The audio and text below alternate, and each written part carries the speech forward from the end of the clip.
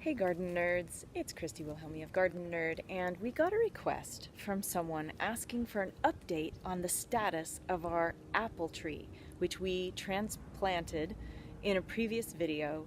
It was bound in a pot and it was drowning, and we tried to save it. And we have that information of that video in the post, in the details below, so you can watch it.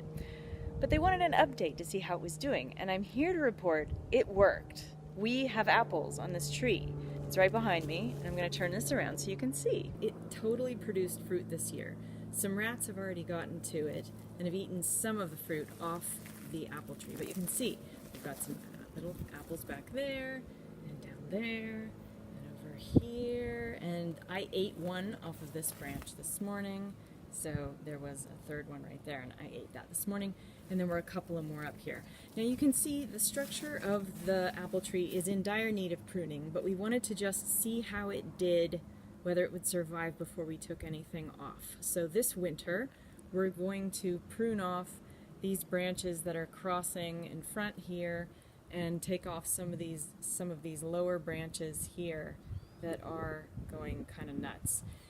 Also, you can see we've got a volunteer tomato plant that's producing San Marzano tomatoes constantly over the whole summer, and so we're not pulling it yet, but we are pretty happy with how this apple tree turned out. It's sending up new foliage every once in a while, and it seems very, very much alive and happy. And sadly, our apples are appealing to rats. So we've had a little bit of activity here where the rats are coming and starting to eat away the apples. So we have to pick them before the rats get them.